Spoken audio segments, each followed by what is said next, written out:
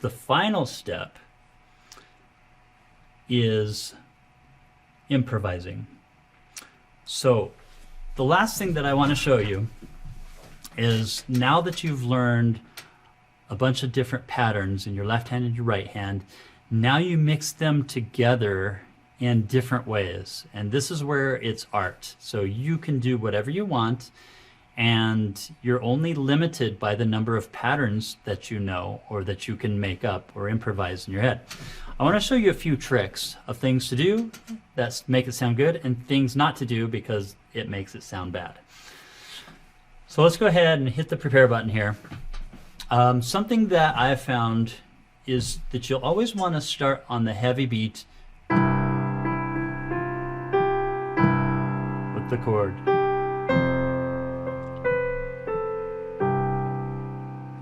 Now something you could do is start soft and then start adding some arpeggios in here.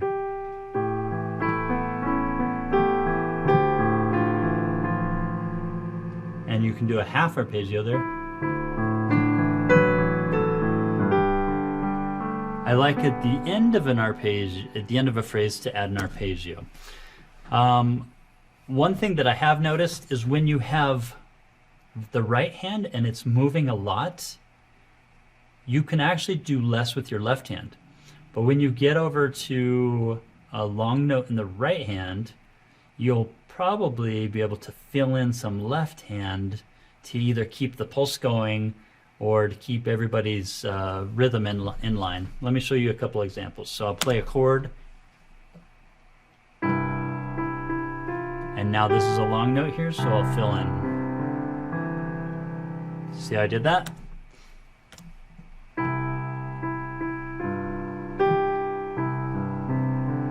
There's another idea. Let me show you another idea.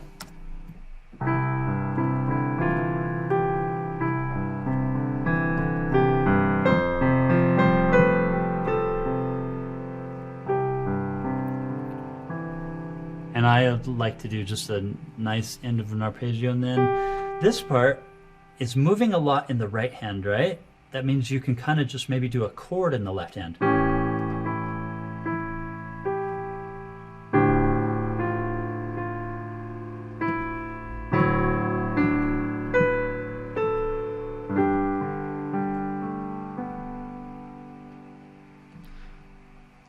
This is the chorus. Now usually in a chorus you get some more momentum.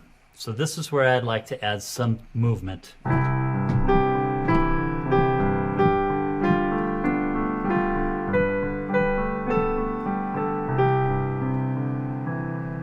And I like the end of that arpeggio there.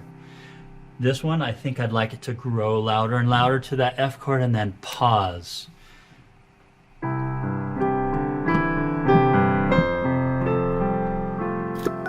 And I'll just pause there. And I can end on a chord here.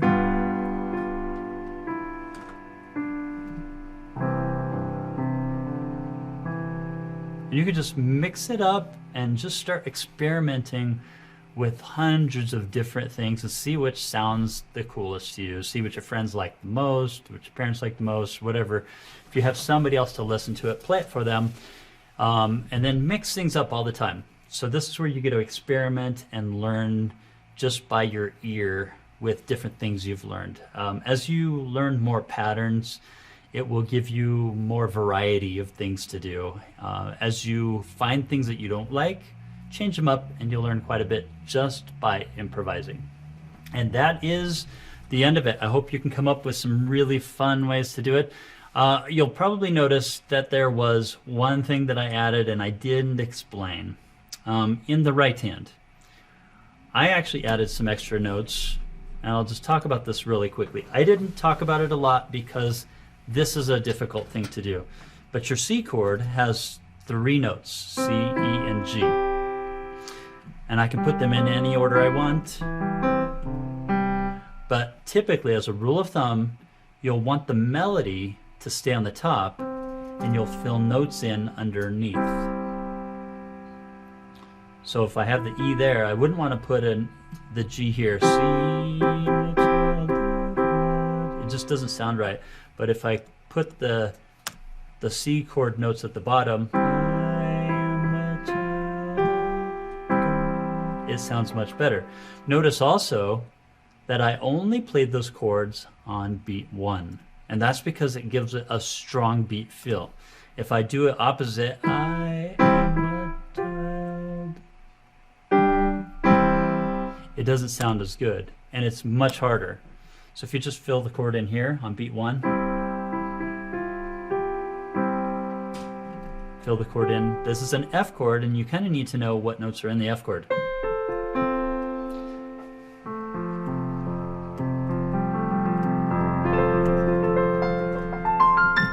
That's hard to do. Let me show you really fast. This chord chart that I showed you earlier when you printed off the print copy, this will show you a chart of the 3 notes that are in the chord. There's your C chord. You can use any one of those 3 notes and stay within the chord. The F chord, you have F, A, and C.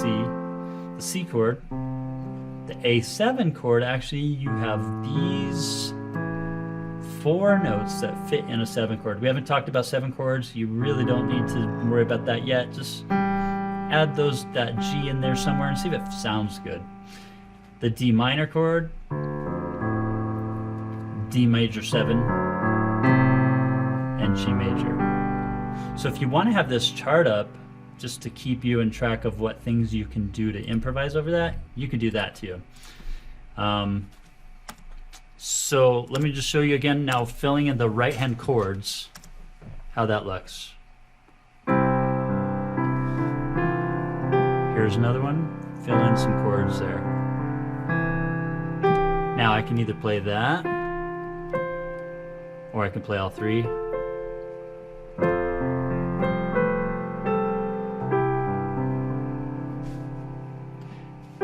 A7 chord, you can play it as a block.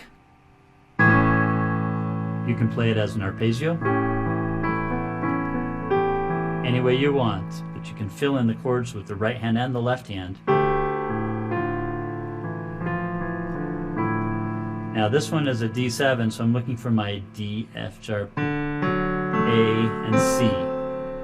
So I have any one of those notes that I can play with that top note melody. I think I can reach this one easier, so I'm going to play that. Or maybe I like this sound better. Experiment with some sounds on those chords. Now that's G, and I have any of those. This one, I like to keep it simple and just play 1 extra note. Same thing with this, just play 1 of the notes. You could be this one if you like the sound of it better, or you could play the D chord. D I use there. I just use 1 note, the E. This time I didn't even add a 1. Now on this one, I actually don't like that as much as I do that.